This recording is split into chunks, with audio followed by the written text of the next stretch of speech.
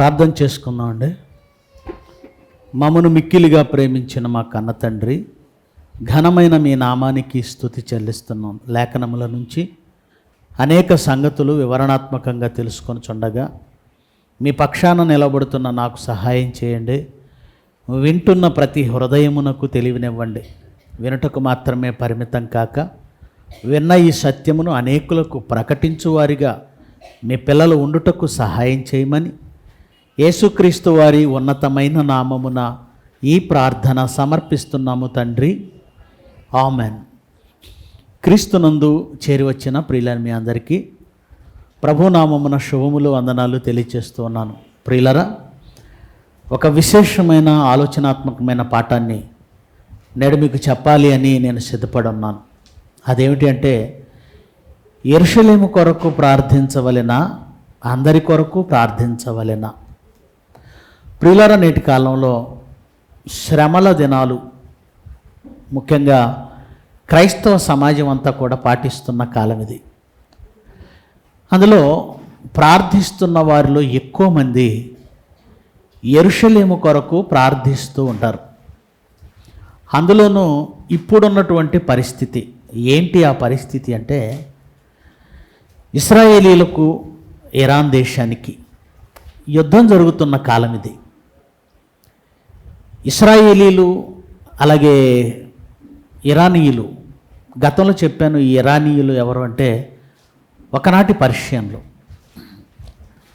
వీరికి యుద్ధం కంటిన్యూగా జరుగుతుంది. కొన్ని లక్షల కోట్ల ఆస్తి నష్టం జరుగుతుంది. వందల మంది సంఖ్యలో ప్రజలు చనిపోతున్నారు. పట్టణాలు తిరిగి కట్టడానికి కొన్ని సంవత్సరాల పాటు పడుతుంది. అలాగూ ధ్వంసం చేస్తున్నారు. సహజంగా మన క్రైస్తవులు ఏం ఆలోచిస్తారు అంటే, మనం ఇశ్రాయేలీల పక్షాన ఉండాలి. ఎందుకు ఇశ్రాయేలీల పక్షాన ఉండాలి అంటే, మన ప్రభు అయిన క్రీస్తు ఎవరిలో పుట్టాడు? ఇశ్రాయేలులోనే పుట్టాడు. యూదులలో పుట్టాడు. యూదులంటే ఎవరు? ఇశ్రాయేలీలు. మన ప్రభు అయిన క్రీస్తు యూదులలో పుట్టాడు గనక ఇశ్రాయేలీలు అనగానే బైబిలులో పాత నిబంధనలో అందరూ వాళ్లే కనబడతారు గనక, పాత నిబంధనలో అనేక చోట్ల ఇశ్రాయేలీలు దేవుని పిల్లలుగా, మిగిలిన అన్ని జనులను దేవుడు ఇశ్రాయేలీల చేతని యుద్ధం చేయించి ఓడించిన వాడుగా కనబడతాడు. ఒక మాటలో చెప్పాలంటే, ఇశ్రాయేలును దేవుడు ప్రేమిస్తున్నానని అనేక సందర్భాలలో కనబడుతుంది. దాని వలన ఇశ్రాయేలీయులు అంటే దేవుని పిల్లలు అని ఒక బలమైన ముద్ర మన హృదయంలో పడిపోయింది. దానివలన క్రైస్తవులమైన మనం ఇశ్రాయేలీలను సహజంగానే ప్రేమిస్తాం. ఎందుకంటే బైబిలులో దేవునికి ఇష్టలుగా కనబడుతున్నారు గనక. ఇది ఎంతవరకు ఇప్పుడు సమంజసం? మనము వాళ్ళు ఒక్కటే అనుకునే వాళ్ళు కూడా ఉన్నారు. మనం వాళ్ళు ఒకటేనండి, ఎందుకంటే వాళ్ళ దేవుడు మన దేవుడు ఒక్కటేనండి అని మరికొంతమంది అయితే అడుగు ముందుకు వేసి మనం కూడా ఇశ్రాయేలీలమేనండి అనేవాళ్ళు ఉన్నారు. ప్రియులరా, ఇశ్రాయేలీల గురించి పరిపూర్ణమైన వివరణ, వాళ్ళెవరు, ఏ గోత్రాలకు చెందిన వాళ్ళు, ఎవరి సంతానం వాళ్ళు, ఏ వంశావళి వాళ్ళది, వాళ్ళకున్న నిబంధనలు ఏంటి, వాళ్ళ కాలం ఎంతవరకు, ఇప్పుడు దేవుడు వాళ్ళతో ఉన్నాడా లేడా, ఇవన్నీ కూడా ఆల్రెడీ ఇశ్రాయేలీలు ఎవరు, క్రైస్తవులు ఎవరు అనే పాఠంలో వస్తుంది. మీలో ఎంతమంది పాఠాలు వినడానికి వస్తున్నారో నాకు తెలియదు. పాఠాలు వినడానికి రావాలి. అప్పుడే బైబిల్ మీద ఒక అవగాహన, పట్టు వస్తుంది. కేవలం ఆదివారం వచ్చి వెళ్ళినంత మాత్రాన అన్ని సంగతులు తెలియవు. బైబిల్ తరగతులకు కూడా అటెండ్ అవ్వాలి. బైబిల్ తరగతులు అంటే ఏదో చదువుకునే పిల్లలకండి అనుకుంటున్నారేమో, కాదు. బైబిల్ను మరింత విపులీకరంగా నేర్చుకునే అవకాశం. మనమంతా కూడా బైబిల్ ముందు విద్యార్థులమే, నేర్చుకోవాలి. ఓకే, ఎనీవే, ఇప్పుడు క్రైస్తవులు అంటే ఇశ్రాయేలీలు, ఇశ్రాయేలీలు అంటే క్రైస్తవులు అనే భావన మనలో ఉంది గనక, ఇశ్రాయేలీలు అంటే దేవుని పిల్లలనే భావన మనలో ఉంది గనక, మనం ఇశ్రాయేలీయుల్ని సపోర్ట్ చేయాలి ఈ యుద్ధంలో అని చాలామంది భావిస్తారు. నా చిన్నతనంలో కూడా, నేను నా చైల్డ్హుడ్లో చాలా చిన్నవాడిని, కొంచెం గుర్తుంది. అమెరికా ఇరాక్ యుద్ధం జరిగింది. గల్ఫ్ కంట్రీస్ అన్నీ ఒక ప్రక్కకు వచ్చాయి. అమెరికా దాని సంయుక్త రాష్ట్రాలు, సంయుక్త దేశాలు ఒక ప్రక్కకు వచ్చాయి. గల్ఫ్ యుద్ధం జరిగింది, ఇరాక్ యుద్ధం జరిగింది. అప్పుడు మా అమ్మ తీసుకెళ్ళిన ఒక చర్చిలో నేను చెప్పటం ఇప్పటికీ నాకు గుర్తుంది. మనమంతా అమెరికా కోసం, ఇస్రాయేలీల కోసం ప్రార్థన చేయాలి. ఎందుకంటే అమెరికా ఇస్రాయేలీలు ఇద్దరు ఒకటే. అమెరికా ఇస్రాయేలీలకు సపోర్ట్, ఇస్రాయేలీలు అమెరికాకు సపోర్ట్. అమెరికా ఇస్రాయేలీలకు ఎందుకు సపోర్ట్ చేస్తుందంటే బైబిల్లో ఉన్న దేవుడు ఇస్రాయేలీల దేవుడే గనక, ఇస్రాయేలీలు అంటే దేవుని పిల్లలు గనక మనం వాళ్ళకి సపోర్ట్ చేయాలని ఈ అమెరికా గుడ్డిగా వాళ్ళకి సపోర్ట్ చేస్తుంది. అమెరికా ఎలాగైతే సపోర్ట్ చేస్తుందో యావత్ క్రైస్తవ్యం కూడా, భారతదేశంలోనే కాదు ప్రపంచ క్రైస్తవ్యం అంతా కూడా ఇస్రాయేలీలకే సపోర్ట్ చేస్తూ నిలబడుతుంది. ప్రియమైన దేవుని పిల్లలారా, ఇది ఎంతవరకు సమంజసం? నిజమేనా? మనం యెరూషలేము క్షేమం కొరకు ప్రార్థన చేయాలా? యెరూషలేము పక్షాన నిలబడాలా? యెరూషలేము పక్షానే ప్రార్థన చేయాలా? ఇది ఎంతవరకు సమంజసం? లేఖనాల నుంచి మనం ఆలోచన చేద్దాం. లేఖనాల నుంచి ఒకసారి బైబిల్ తెరిచి 1 తిమోతి 2వ అధ్యాయము 1వ వచనం నుంచి చదువుదాం. 1 తిమోతి 2వ అధ్యాయము 1వ వచనం నుంచి. మనము సంపూర్ణ భక్తియు మాన్యతయు కలిగి నెమ్మదిగాను సుఖముగాను బ్రతుకు నిమిత్తం, అన్నిటికంటే ముఖ్యంగా, బాగా ఆలోచించి చదవండి దాన్ని, అన్నింటికంటే ముఖ్యంగా మనుష్యులందరి కొరకు. ఎవరి కొరకు అన్నాడు? మనుష్యులందరి కొరకు. ఇంకా రాజులు అందరి కొరక, కొందరి కొరక. రాజుల కొరకు అంటే ఫలానా రాజులు అనలేదు, రాజులందరి గురించి. మనుష్యులందరూ అంటే రాజులు కూడా మనుషులేగా. రాజులు కూడా ఎవరు? మనుషులు. మనుషులందరి కొరకు అన్నప్పుడు రాజులందరి కొరకు, అధికారులందరి కొరకు. ఏ అధికారులు? అమెరికా అధ్యక్షుడి గురించేనా? ఇరాన్ అధ్యక్షుడి గురించేనా? ఇజ్రాయెల్ అధ్యక్షుడి గురించేనా?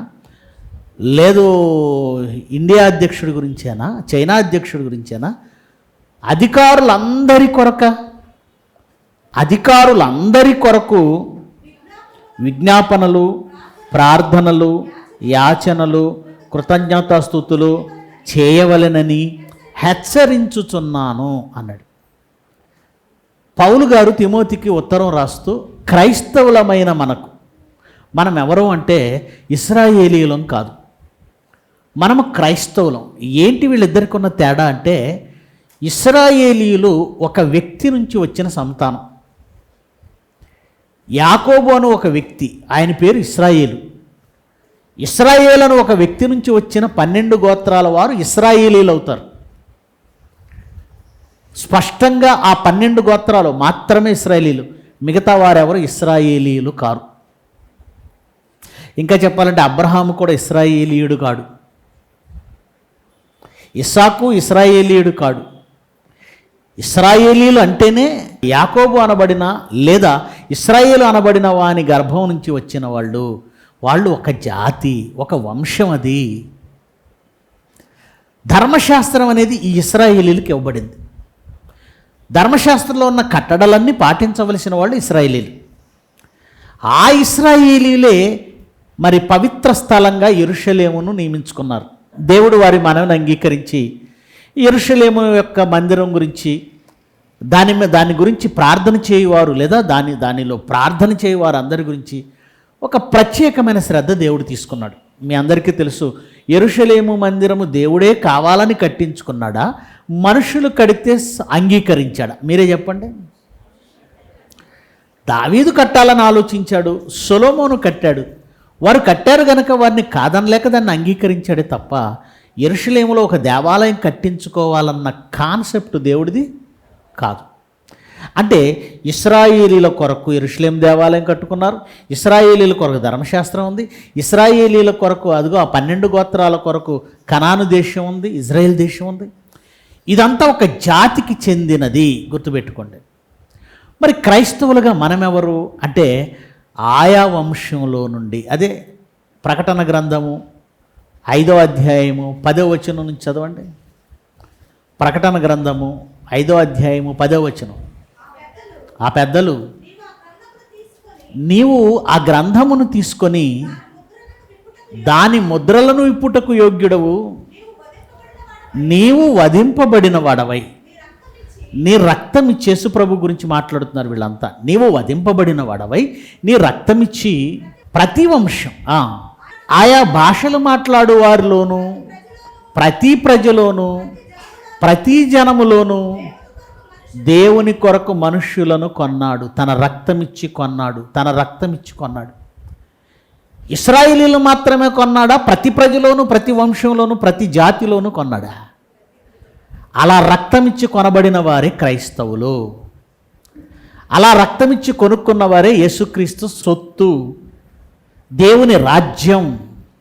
ప్రతి వంశంలోనూ, ఆయా భాషలు మాట్లాడు వారిలోనూ, ప్రతి ప్రజలోనూ నీ రక్తమిచ్చి దేవుని కొరకు మనుష్యులను కొని వారిని మా దేవునికి ఒక రాజ్యంగా, యాజకులుగా చేసితివి. అంటే క్రైస్తవులు ఎవరన్నమాట? అన్ని జాతుల వారు, ఇండియన్స్ కావచ్చు, చైనీస్ కావచ్చు, అమెరికన్స్ కావచ్చు, ఏమండి రోమన్స్ కావచ్చు, ఆస్ట్రేలియన్స్ కావచ్చు, టోటల్గా ప్రపంచంలో ఎన్ని దేశాలు అయితే ఉన్నాయో, ఎన్ని రాజ్యాలు అయితే ఉన్నాయో అందరూ కూడా క్రైస్తవులు అవ్వచ్చు, అయ్యారు కూడా. ఈజిప్ట్లో క్రైస్తవులు లేరా? చైనాలో క్రైస్తవులు లేరా? ఆస్ట్రేలియాలో క్రైస్తవులు లేరా? కెనడాలో లేరా? ఏమండి అమెరికాలో లేరా? ఆఫ్రికాలో లేరా? మొత్తం టోటల్గా. ఇప్పుడు నేను ఒక ప్రశ్న అడుగుతాను. మనుషులందరి కొరకు ఎందుకు ప్రార్థించమన్నాడో మీకు అర్థమై ఉండాలి. ఎందుకంటే దేవుని దృష్టికి మనుషులందరూ ఒక్కటే. మనుషులందరి కొరకు ఎందుకు ప్రార్థించమంటున్నాడో మీకు ఇప్పటికే అర్థమై ఉండాలి. మనుషులందరూ ఆయన పిల్లలే. మనుషులందరి కొరకు ఎందుకు ప్రార్థించమన్నాడో మీకు అర్థం కావాలి. ఎందుకంటే మనుషులందరిలో ఇప్పుడు ఎవరున్నారు? ఆయన పిల్లలు ఉన్నారు, క్రైస్తవులు ఉన్నారు. ఇండియాలో క్రైస్తవులు ఉన్నారా? లేదా? ఉన్నారా? చైనాలో క్రైస్తవులు ఉన్నారా? ఉన్నారు. ఇప్పుడు చైనా క్షేమం కొరకు ప్రార్థించండి అని నేను అనడంలో తప్పుందా? ఏమండి ఇరాన్ క్షేమం కొరకు ప్రార్థించండి, ఎందుకంటే ఇరాన్లో కూడా క్రైస్తవులు ఉన్నారు. సౌదీ క్షేమం కొరకు ప్రార్థించండి అనడంలో తప్పుందా? దేవుని దృష్టికి అందరూ సమానమైనప్పుడు ఒక్క యెరూషలేము గురించి ప్రార్థించండి అని ఎందుకంటాడు? అనడు. పైగా మనుషులందరి కోసం ప్రార్థించండి, రాజులందరి కోసం ప్రార్థించండి, అధికారులందరి కోసం ప్రార్థించండి అన్నాడు. ఏంటి ఆయన కాన్సెప్ట్ అంటే ఆ 2వ అధ్యాయంలో ఇంకా కంటిన్యూ చేయండి. ఆ తిమోతికి రాసిన పత్రికలో 2వ అధ్యాయంలో మీరు చదివిన దాన్ని ఇంకా కంటిన్యూ చేయండి. కిందకి రండి. ఇది మంచిదియు మన రక్షకుడకు దేవుని దృష్టికి ఏది అనుకూలమైంది? దేవుని దృష్టికి మనుషులందరి కొరకు ప్రార్థించడమా, ఓన్లీ యెరూషలేము కొరకు ప్రార్థించడమా?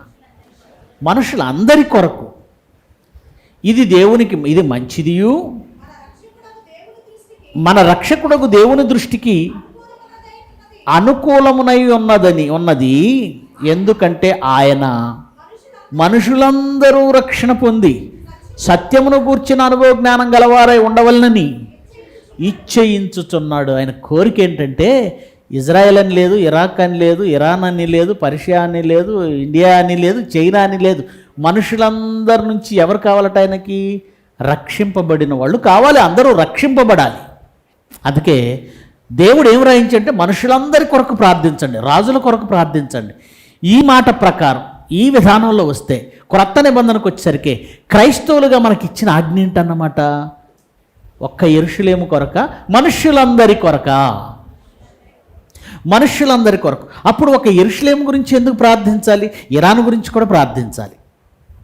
అయినా ఏమంటే ఒక విషయం చెప్తాను. బైబిల్లో కనబడ్డారు గనక, బైబిల్లో రాయబడ్డారు గనక, ఇశ్రాయేలీల్లో యేసుక్రీస్తు పుట్టాడు గనక, దేవుడు ఇశ్రాయేలీలను ఒకనాడు ప్రేమించాడు గనక మనం గుడ్డిగా ఇశ్రాయేలీలు సపోర్ట్ చేయొచ్చా? సపోర్ట్ చేయొచ్చా అంటే చేయకూడదు. అన్యాయము న్యాయము రెండు ఉంటాయి కదండి. న్యాయాన్యాయాలు చూడాలా వద్దా? చూడాలి. అసలు అయినా ఈ అమెరికా ఇజ్రాయెల్ కలిసి ఇరాక్ మీద ఎందుకు దాడి చేసేయండి? ఇరాన్ మీద ఎందుకు దాడి చేసి? ఇరాన్ దాడి చేసిందా? ముందు అమెరికాను ఇజ్రాయెల్ దాడి చేశారా? వీళ్ళు అసలు క్రైస్తవులేనా? క్రైస్తవులు అయితే ఎవరి మీదైనా దాడి చేయొచ్చా? మీరు చెప్పండి. ఫిజికల్గా లేదంటే భౌతికంగా ఎవరి మీదైనా మనం దాడి చేయొచ్చా? క్రైస్తవులు ఏమన్నాడు? ఎవడైనా ఒక చెంప మీద కొడితే వాని వైపునకు రెండో చెంప చూపించు అన్నాడు. కానీ వీళ్ళే వెళ్ళిపోయి యుద్ధం చేసేస్తారు, వీళ్ళే వెళ్ళిపోయి యుద్ధాన్ని క్రియేట్ చేస్తారు. ఆ వెనిజులా అధ్యక్షుడిని వెళ్ళి మరీ చంపారు అమెరికా వాళ్ళు. అక్కడికి వెళ్ళి వెనిజులా అధ్యక్షుడిని అతని ప్యాలెస్లోనే చంపేశారు. ఇప్పుడు ఇరాన్ అధ్యక్షుడు ఖమీని, సరే అతను మంచివాడా చెడ్డవాడా అని పక్కన పెడదాం, అతన్ని చంపేశారు. యుద్ధాన్ని రెచ్చగొట్టారు, యుద్ధం చేస్తున్నారు. ఏంటి కారణం అంటే వీళ్ళు ఏం కారణం చెప్తున్నారు తెలుసండి? ఇరాను అణుబాంబులు తయారు చేస్తుంది. ఇరాను అణుబాంబులు తయారు చేస్తుందా? అణుబాంబులు తయారు చేయటం ఒకవేళ నేరం అయితే నేరమే. ఈ అణుబాంబు తయారు చేయటం ఎవరు చేసినా నేరమే. ఎందుకంటే ఇది విధ్వంసకర బాంబు, అది మానవ జాతిని దేశాలను మట్టుపెట్టే బాంబు, అది తీవ్రమైన నష్టం జరుగుతుంది, భయంకరమైన నష్టం జరుగుతుంది. అలాంటి బాంబు తయారు చేయడం తప్పే. తప్పు ఎవరు చేసినా తప్పే. ఇరాన్ చేసింది తప్పని నువ్వు దాడి చేస్తే అసలు అందరికంటే ముందు అణుబాంబు ఎవరి దగ్గర ఉందో తెలుసా? అమెరికా దగ్గర ఉంది, ఇస్రాయెల్ దగ్గర ఉంది, చైనా దగ్గర ఉంది, ఇండియా దగ్గర ఉంది, పాకిస్తాన్ దగ్గర ఉంది. మరి ఇరాన్ మీద ఎందుకు దాడి చేసావు? ఎందుకు దాడి చేసావు? ఇంకేవో కారణాలు ఉన్నాయి, బలమైన కారణాలు. కనుక ఏదో ఇరాన్ దేశమే అన్యాయం చేస్తున్నట్టు, వీళ్ళేదో న్యాయం చేసినట్టు ఇక్కడ మనకేం కనపడుతుంది? ఒకవేళ అణుబాంబులు తయారు చేయటమే నేరం అయితే నీ దగ్గర కూడా ఉన్నాయి కదా. అంటే నువ్వు చేస్తే సంసారం అవుతుంది, ఎదుటివాడు చేస్తే వ్యభిచారం అవుతుందా? ఇప్పుడు ఎవరిది న్యాయంగా కనపడుతుంది, ఎవరిది అన్యాయంగా కనపడుతుంది మీరు చెప్పండి? ఇశ్రాయేల్ది న్యాయం అనుకుంటున్నారా మీరు? అన్యాయం. అది అన్యాయంగా దాడి చేస్తున్నారు, అన్యాయంగా మట్టు పెడుతున్నారు. పాలస్తీనా దేశాలు, పాలస్తీనా మీద హమాస్ అంటే ఉగ్రవాద సంస్థ, ఓకే. పాలస్తీనా దేశం, అమాయకులైనటువంటి పాలస్తీనీలు కేవలం ఒక స్థలం కోసం, అది కూడా యెరూషలేము మందిరం కోసం తీవ్రమైన దాడులు చేస్తూ ఆ గాజా పట్టణం మీద, పాలస్తీనా మీద అత్యంత హీనంగా ఆ పట్టణాలను నాశనం చేశారు. నిజంగా ప్రజలందరినీ కూడా చంపేస్తున్నాడు. వేలకు వేల మంది. ఏం కావాలి ఇజ్రాయెల్ దేశానికి అంటే భూభాగం కావాలి. భూభాగం కోసం మనుషులను ఇష్టం వచ్చినట్టుగా చంపేస్తున్నాం. ఎవరిది తప్పు, ఎవరిది ఒప్పు? బైబిల్లో రాయబడినంత మాత్రాన, మనిద్దరి దేవుడు ఒక్కటే అయినంత మాత్రాన మనం ఇశ్రాయేల్ని సపోర్ట్ చేయొచ్చా? ఏమంటే మేమిద్దరు పూజించేటువంటి దేవుడు ఒక్కడే అని ఆయన హత్య చేసి వస్తే నేను సపోర్ట్ చేయాలా? మనం అంతా కూడా ఒకటే సంఘం అని మీలో ఎవరైనా వ్యభిచారం చేస్తే నేను సమర్థించాలా? ఎవరైనా బ్యాంకుకు కన్నం వేస్తే నేను సమర్థించాలా? ఎవరినైనా చంపేసి వస్తే నేను సమర్థించాలా? ఎవరు తప్పు చేసినా తప్పే, అది తప్పును తప్పుగా చెప్పాలి. ఇప్పుడు ఇశ్రాయేలీల కొరకు లేదా యెరూషలేము క్షేమం కొరకు నేను ప్రార్థన చేస్తాను అంటే అది ఎంతవరకు సమంజసం? రైట్. ఒకనాడు దేవుడు మరి ఎందుకండి ఇశ్రాయేలీల కొరకు లేదా యెరూషలేము కొరకు ప్రార్థించమన్నాడు? నిజమే. అది ఎక్కడ? కీర్తనల గ్రంథం 122వ అధ్యాయము. అందరూ తీయండి, ఎందుకంటే పాత నిబంధనలో ఉన్న సందర్భాలకి క్రొత్త నిబంధనకు చాలామందికి తేడా తెలియదండి. తేడా తెలియక అక్కడ ఉన్నటువంటి ఆ సందర్భం ఏంటో, కాలం ఏంటో, అక్కడ ఉన్నటువంటి నీతి ఏంటో ఏమీ తెలియదండి. 122 మొదటి వచనం నుంచి చదువుదాం. యెరూషలేము, యెహోవా మందిరం ఎక్కడుంది? యెరూషలేములో ఉంది. వాళ్ళు ఏం చెప్పుకుంటున్నారట? యెహోవా మందిరమునకు వెళ్ళుదామని జనులు నాతో అన్నప్పుడు నేను సంతోషించి తిని యెరూషలేమునకు వెళదాం అంటే ఇక్కడ దేనిని బట్టి యెరూషలేమునకు వెళ్ళుచున్నారు? దేన్ని బట్టి అండి? దేన్ని బట్టి? దేవుని మందిరమును బట్టి. దేవుని మందిరం ఉందని, అక్కడ దేవుని వాక్యం దొరుకుతుందని, ధర్మశాస్త్రం దొరుకుతుందని. ఇక్కడ యెహోవా మందిరానికి వెళదాం, దేవుని మందిరానికి వెళదాం అనే మాట యెరూషలేము పట్టణం గురించా, మందిరం గురించా? మీరే చెప్పండి. మందిరాన్ని బట్టా, పట్టణాన్ని బట్టా? మందిరాన్ని బట్టాక. యెరూషలేముకి ఆ ప్రత్యేకత ఎందుకు వచ్చింది చెప్పండి? మందిరాన్ని బట్టాక. ఎవరైనా ఒకవేళ ప్రేమిస్తే దేనికి ప్రేమించారు చెప్పండి? యెరూషలేముని మనుషులను బట్టా, మందిరాన్ని బట్టా? మందిరాన్ని బట్టి. ఓకే, పాత నిబంధన కాలం. ఇప్పుడు చదవండి జాగ్రత్తగా. యెహోవా మందిరమునకు వెళ్ళుదామని జనులు నాతో అన్నప్పుడు నేను సంతోషించి తిని, యెరూషలేమా మా పాదములు నీ గుమ్మములో నిలుచున్నవి. ఎందుకు? యెరూషలేములో ఉన్న మందిరం కొరకు. మా పాదములు నీ గుమ్మములో నిలుచున్నవి. యెరూషలేమా బాగుగా కట్టబడిన పట్టణం వలె నీవు కట్టబడి ఉన్నావు. ఇశ్రాయేలుకు నియమింపబడిన శాసనమును బట్టి యెరూషలేములో ఏం కనబడుతుందట? యెహోవా నియమించిన శాసనం. ఆ శాసనమును బట్టి యెహోవా నామమునకు కృతజ్ఞతాస్తుతులు చెల్లించుటకై. దేనిని బట్టట? యెహోవా నియమించిన శాసనమును బట్టి ఆయన నామమునకు కృతజ్ఞతాస్తుతులు చెల్లించుటకై. Okay, next. వారి గోత్రములు, యెహోవా గోత్రములు అక్కడికి ఎక్కి వెళ్ళును. అక్కడికి ఎందుకు వెళుతున్నాయంటే అక్కడ మందిరం ఉందని. అక్కడికి ఎందుకు వెళుతున్నాయంటే యెహోవా శాసనమును బట్టి ఆయన్ని స్తుతించడానికి వెళుతున్నారు. యెహోవా గోత్రములన్నీ అక్కడకు వెళ్ళుచున్నాయి. అంటే ఊరకే వెళ్ళడం లేదు. యెరూషలేము అనగానే ఆ రోజులలో దానికి ఒక పవిత్రత ఎందుకు వచ్చిందంటే మందిరాన్ని బట్టి వచ్చింది. మందిరం ఉంది, ఆ మందిరంలో దేవుని ధర్మశాస్త్రం ఉంది, శాసనం ఉంది. ఆ శాసనాన్ని బట్టి వీళ్ళు సంతోషిస్తూ దేవుని స్తుతించడానికి అక్కడికి ఎక్కి వెళ్ళుచున్నారు. తర్వాత ఏమన్నాడు? దావీదు వంశీయుల సింహాసనములు స్థాపించబడి ఉన్నవి, అచ్చట న్యాయము తీర్చుటకై సింహాసనములు. దావీదు వంశీయుల సింహాసనములు స్థాపించబడి ఉన్నవి. పైగా అక్కడ ఎవరున్నారు? దావీదు ఉన్నాడు. ఇది ఎవరు రాసినటువంటి కీర్తన అండి? అది దావీదు గారు రాసిన యాత్ర కీర్తన. అక్కడ దావీదు గారు ఉన్నారు. దావీదు గారి యొక్క పరిపాలన ప్రత్యేకత ఏంటి చెప్పండి? నీతి న్యాయములతో ఇశ్రాయేలీలను యెరూషలేములో ఆయన పరిపాలన చేయుచుండెను. అది రాయబడ్డ మాట. నీతి న్యాయములతో యెరూషలేములో పరిపాలన చేస్తున్నాడు దావీదు. నీతి న్యాయములతో అంటే ఆయన దగ్గరికి వెళితే మాకు న్యాయం దొరుకుతుంది, ఆయన దగ్గరికి వెళితే నీతిగా తీర్పిస్తాడు. నీతి న్యాయములు అంటే యెరూషలేము వెళదామని వాళ్ళు అనుకోవడానికి గల కారణం ఏంటి? మొదటిది దేవుని మందిరం ఉంది, రెండవది దేవుని శాసనం ఉంది, మూడవది న్యాయం చెప్పే న్యాయ సింహాసనం. దావీదు అక్కడ ఉన్నాడు, ఆయన దగ్గరికి వెళదాం. ఇంకా తర్వాత చదవండి. యెరూషలేము యొక్క క్షేమము కొరకు ప్రార్థన చేయుడి. యెరూషలేమా, నిన్ను ప్రేమించువారు వర్ధిల్లుదురు. యెరూషలేము క్షేమం కొరకు ప్రార్థన చేయండి. యెరూషలేమా, నిన్ను ప్రేమించువారు వర్ధిల్లుదురు. ఇది ఎప్పుడు చెప్పబడిన మాట అంటే ఆ యెరూషలేములో దేవుని మందిరము, దేవుని సన్నిధి ఉన్నప్పుడు. ఈ మాట ఎప్పుడు చెప్పబడింది అంటే ఆ దేవుని మందిరంలో దేవుని శాసనాలు అమలవుతున్నప్పుడు. ఇది ఎప్పుడు చెప్పబడింది అంటే దావీదు అనే ఒక మహారాజు నీతి న్యాయములు జరిగించే రాజులున్న కాలంలో యెరూషలేము అనే పట్టణంలో నీతి న్యాయము కనబడినప్పుడు. ఏమండి? రైట్. మరి ఇప్పుడు యెరూషలేములో మందిరము ఉందా? మీరే చెప్పండి. మందిరం ఉందా? పాలస్తీనీల చేతిలో ఉంది. ఆ మందిరం ఉండే స్థానంలో వాళ్ళు ఏదో మసీదు కట్టారు. ఇప్పుడు మందిరం లేదు. మందిరం ఉందా అంటే లేదు. పోనీ దేవుని శాసనం ఉందా? దేవుని శాసనం ఉందా అంటే దేవుని వాక్యము మీరు ప్రకటిస్తే కొడతారు అక్కడ. యేసుక్రీస్తు గురించి ప్రకటిస్తే తంతారు అక్కడ. దేవుని వాక్యం అచ్చట ఉందా అంటే లేదు. దేవుని శాసనం లేదు. యేసుక్రీస్తు గురించి చెప్పి చూడండి, ఉందా అక్కడ? లేదు. ఇప్పుడు దేనిని బట్టి మరి యెరూషలేము గురించి ప్రార్థన చేస్తారు?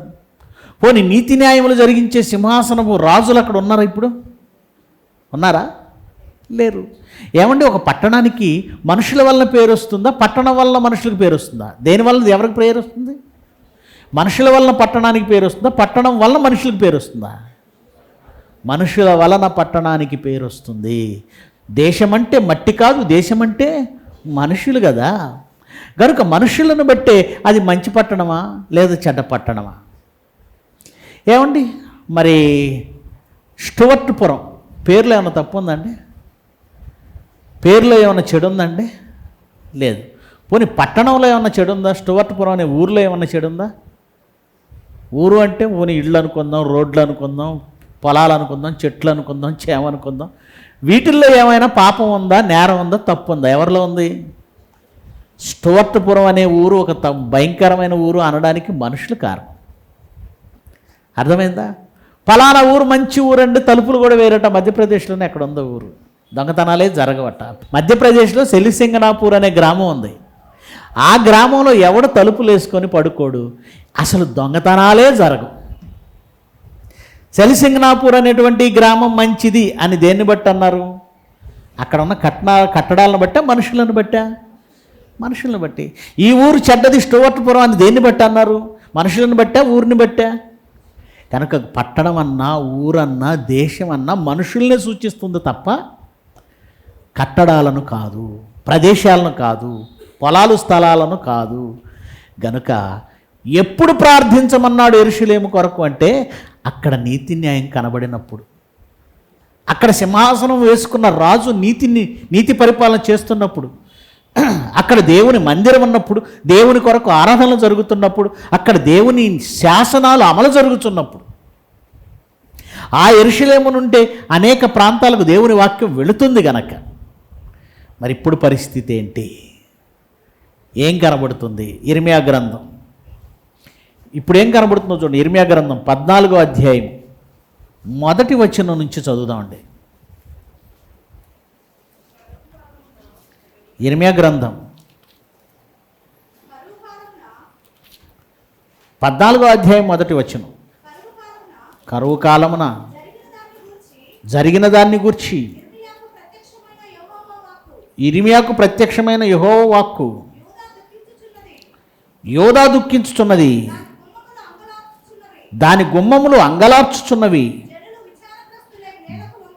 జనులు విచారగ్రస్తులై నేలకు వంగుదురు. యెరూషలేము చేయు అంగలార్పు పైకెక్కుచున్నది, వారిలో ప్రధానులు బేదవారిని నేలకు పంపుచున్నారు. వారి చెరువుల యొద్ద రాగా నీళ్లు దొరకట్లేదు, వట్టి కుండలు తీసుకుని వారు మరల వచ్చుచున్నారు. సిగ్గును అవమానం నొందిన వారై తమ తలలు కప్పుకొనుచున్నారు.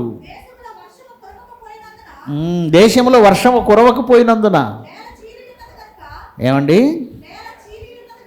నేల చీలి ఉన్నది గనక ఎందుకు ఇలా అయిపోయారు అని అంటే 10వ వచనం చదువుతున్నాడు చూడండి. 10వ వచనం. యెహోవా ఈ జనులతో ఈ మాట సెలవిచ్చుము, యెరూషలేము జనులతో ఈ మాట సెలవిమ్ము. ఆయన సెలవిచ్చుచున్నాడు, నువ్వు కూడా చెప్పు. ఈ జనులు తమ కాళ్లకు అడ్డం లేకుండా తిరుగులాడుటకు ఇచ్చగలవారు. దేవుని మార్గంలో నడుచుకోవట్లేదట, ఇష్టమైనట్టు తిరగడానికి అలవాటు పడి ఇష్టపడుతున్నారట.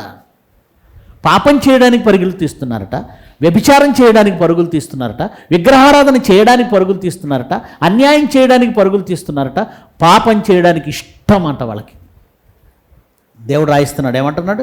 ఈ జనులు తమ కాళ్లకు అడ్డం లేకుండా తిరుగులాడుటకు ఇచ్చగలవారు గనుక యెహోవా వారిని అంగీకరింపడు.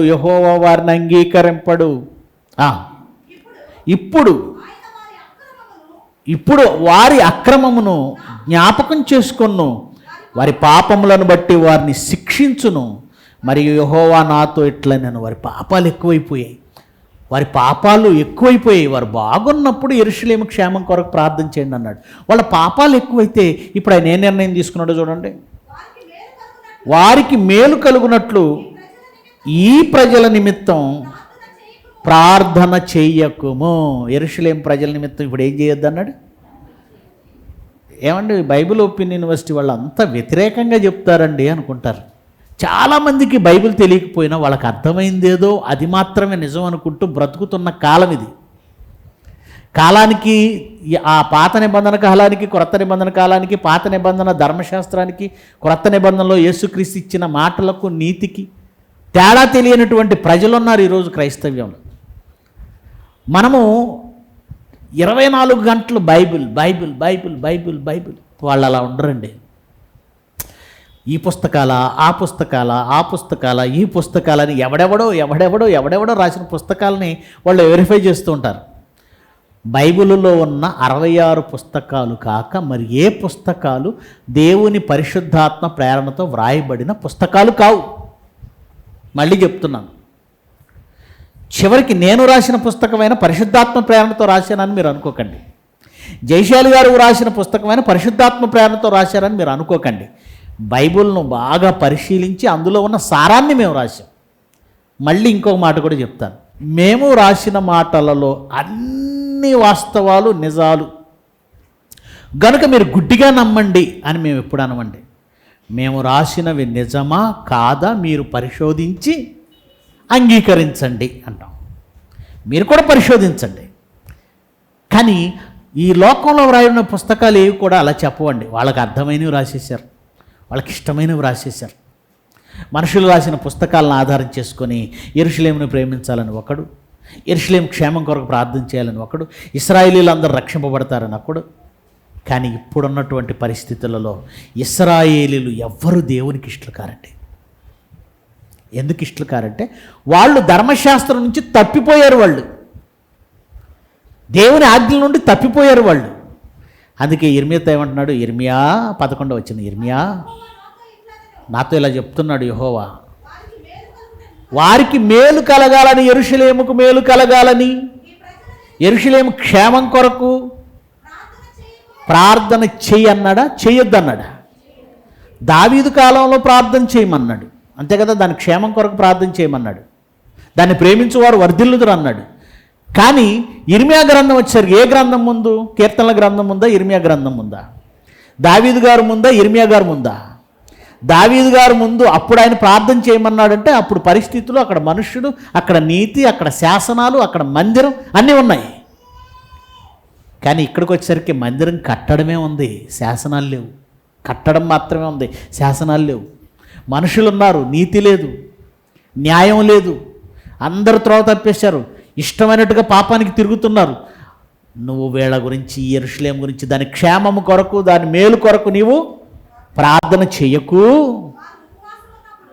వారు ఉపవాసం ఉన్నప్పుడు వారి మొరను నేను వినను, వారు దహన బలైనను నైవేద్యమైనను అర్పించున్నప్పుడు నేను వాటిని అంగీకరించను అన్నాడు.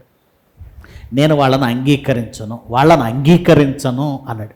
ప్రియులారా, ఇది అప్పుడేనా? క్రొత్త నిబంధన కాలానికి కూడా పరిస్థితి ఎలాగే ఉందా? ఎప్పుడో దేవుడు మందిరాన్ని బట్టో, దావీదు లాంటి మహారాజును బట్టో, అక్కడ శాసనాలను బట్టో యెరూషలేమును ప్రేమించిన మాట నిజమే. మంచిగా బ్రతికినప్పుడు ప్రేమించాడు. కానీ దేవునికి ఎదురు తిరిగి పాపభూయిష్టమైపోయి మారని భయంకరమైన పరిస్థితికి యెరూషలేము వెళ్ళిపోయింది. యెరూషలేమా, యెరూషలేమా, ప్రవక్తల్ని చంపుచు ఏం చేసిందట యెరూషలేము? యేసుక్రీస్తు గారు మాట్లాడిన మాట 23వ అధ్యాయం మత్తయి సువార్త 37వ వచనం. మత్తయి సువార్త 23వ అధ్యాయం 37. యెరూషలేమా, యెరూషలేమా. ఇప్పుడు పరిస్థితి, యేసుప్రభు వచ్చేసరికి దాని పరిస్థితి ఏంటట? ఒకప్పుడు మందిరం, ఒకప్పుడు నీతి న్యాయాలు, ఒకప్పుడు శాసనాలు, ధర్మశాస్త్రం. కానీ ఇప్పుడు యేసుక్రీస్తు వచ్చే టైంకి ఎలా అయిపోయిందంటే ఆ యెరూషలేము ప్రవక్తలను చంపుచు నీ యొద్దకు పంపబడిన వారిని రాళ్లతో కొట్టుచు ఉండుదానా? కోడి తన పిల్లలను తనకి రెక్కల క్రిందకి ఎలాగో చేర్చుకొనో అలాగే నేను నీ పిల్లలను ఎన్నో మార్లు చేర్చుకొనవలనని ఉంటిని, కానీ వాళ్ళు వల్లలేదు, వాళ్ళు ఏమంటే లోబడలేదు. వల్లకపోతేనండి దాని అర్థం ఏంటి? స్వయంగా ఈ మాట ఎవరు చెప్తున్నారండి? యేసుక్రీస్తు వారు చెప్తున్నారు. ఎన్నో మార్లు కోడి తన రెక్కల క్రిందకు పిల్లల్ని తీసుకోవాలని ఎలా అనుకుంటుందో అలా ఎన్నో మార్లు నేను మిమ్మల్ని చేరదీయాలని, చేర్చుకోవాలని అనుకున్నాను, కానీ మీరు వల్లకపోతిరి. మీరు మాట వినటం లేదు, మీరు లొంగటం లేదు, మీరు రావటం లేదు. స్వయంగా యేసుక్రీస్తు అన్నమాట. నేను అడుగుతాను, దేవుని మాట వినని వాళ్ళ కోసం మీరేం ప్రార్థన చేస్తారండి? దేవునికి ఎదురు తిరిగిన వాళ్ళ కోసం మీరేం ప్రార్థన చేస్తారు? దేవునికి ఎదురు తిరిగారు వాళ్ళు, దేవుడి దగ్గరికి రామంటున్నారు, మీరేం ప్రార్థన చేస్తారు? ఇంకా ఏమంటున్నాడు? ఇదిగో మీ ఇల్లు మీకు వెడవబడి ఉన్నది, మీ ఇల్లు మీకు వెడవబడి ఉన్నది. తర్వాత ఏమైపోద్దంటది? 24లో చెప్తున్నాడు చూడండి, 24 వచనం.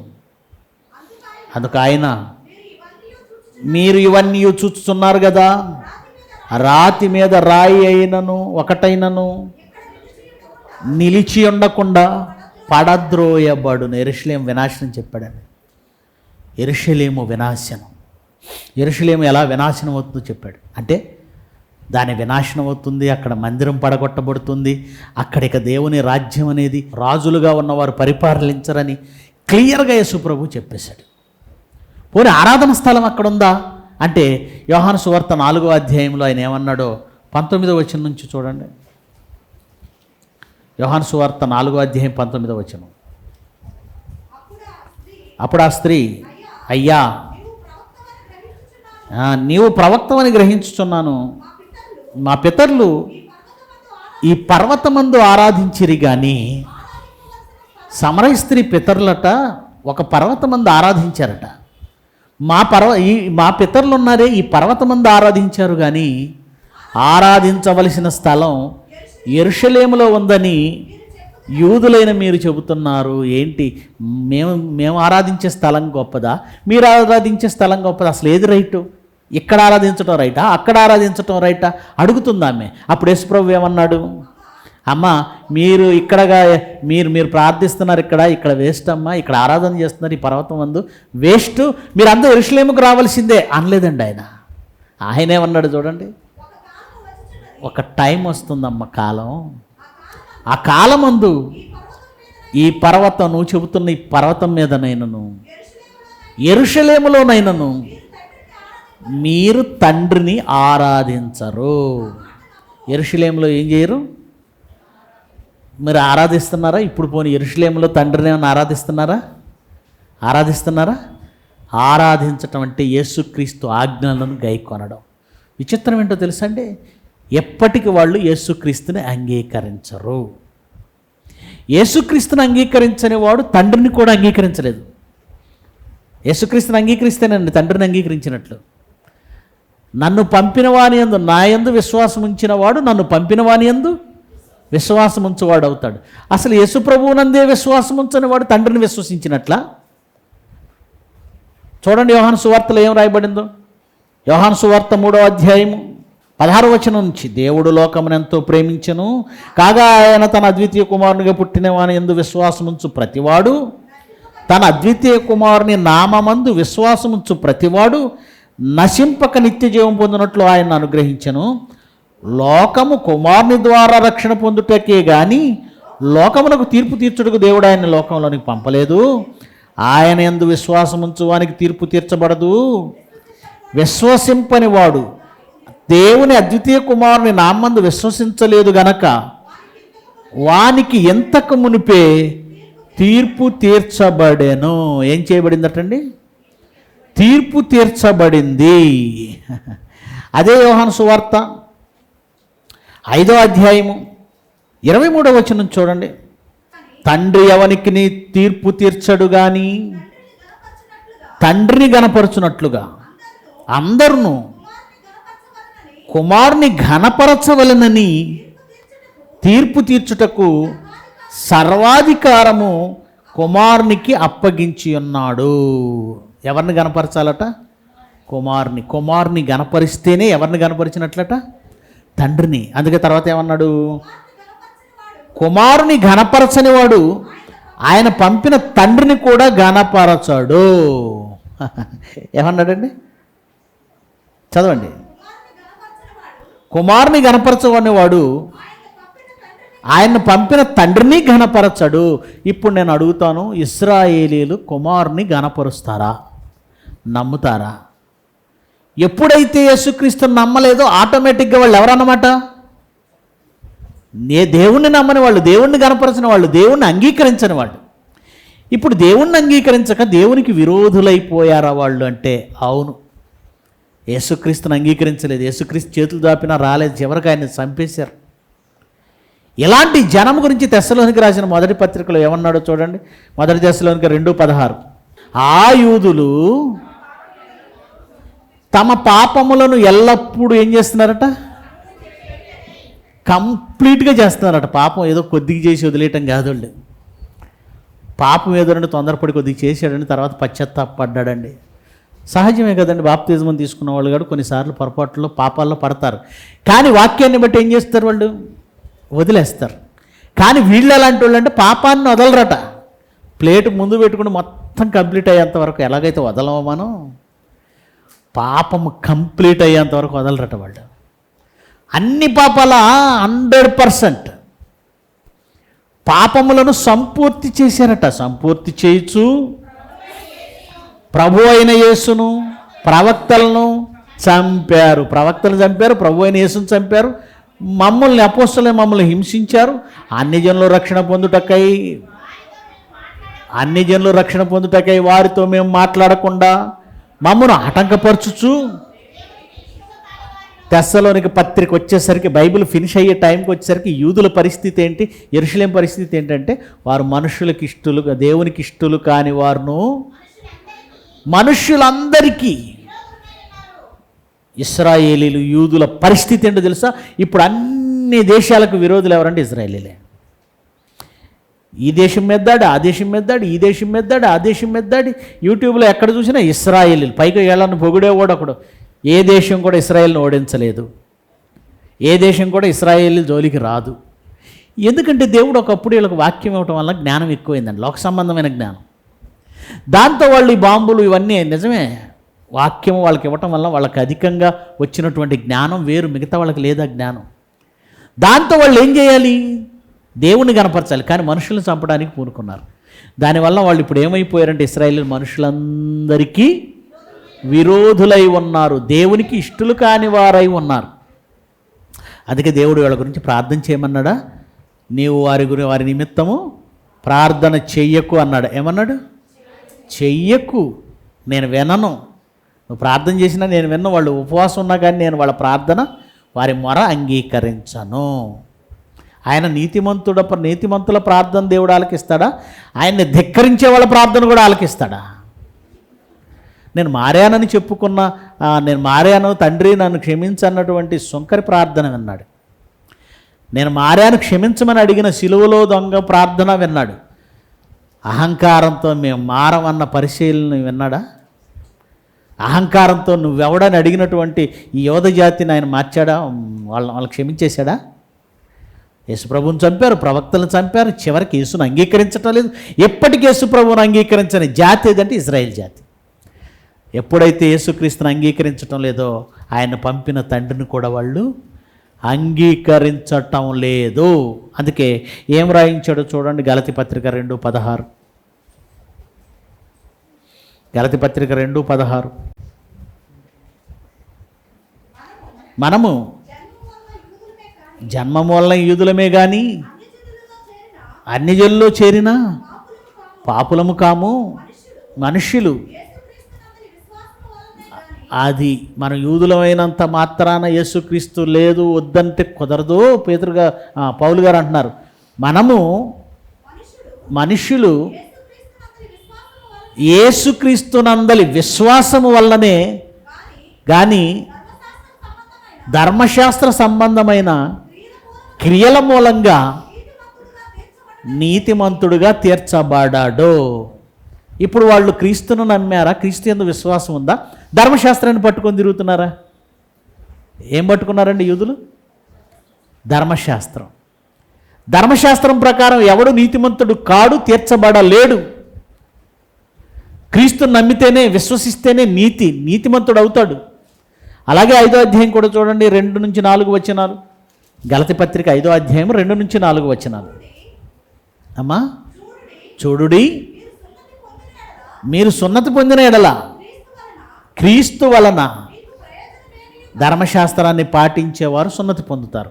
పౌలు అంటున్నాడు, ఇప్పుడేదో మీరు సున్నతి పొందుదాం అనుకుంటున్నారేమో, సున్నతి పొందుట వలన సున్నతి పొందినంత మాత్రాన క్రీస్తు వలన మీకు క్రీస్తు వలన ప్రయోజనం లేదు.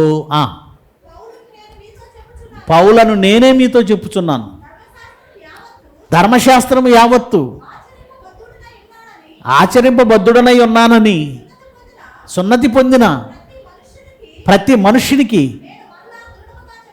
నేను మరలా దృఢంగా చెప్పుచున్నాను, మీలో ధర్మశాస్త్రము వలన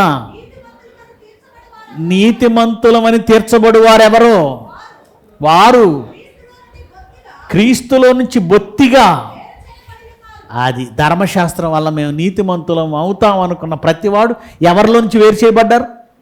క్రీస్తులో నుంచి. కొద్దిగానా బొత్తిగానా? బొత్తిగా అంటే క్రీస్తుకి నీకు సంబంధం లేదు, వేరైపో వేరు అంటే ఇప్పుడు చెప్పండి, యెరూషలేములో ఉన్న ఇశ్రాయేలీలు దేవునికి ఇష్టలా, అసలు దేవుడికి సంబంధం లేకుండా అయిపోయారా? వేరైపోయారు వాళ్ళు. యేసుప్రభుతో లేరు, దేవుడితో లేరు, బైబిల్తో లేరు, మాకు ధర్మశాస్త్రం చాలు, క్రీస్తుని విశ్వసించడం. వేరైపోయిన వాళ్ళ గురించి నువ్వు ప్రార్థించడం ఏంటి? ఫైనల్గా ఒక మాట, రోమపత్రిక 9:3 చదవండి. రోమపత్రిక 9:3.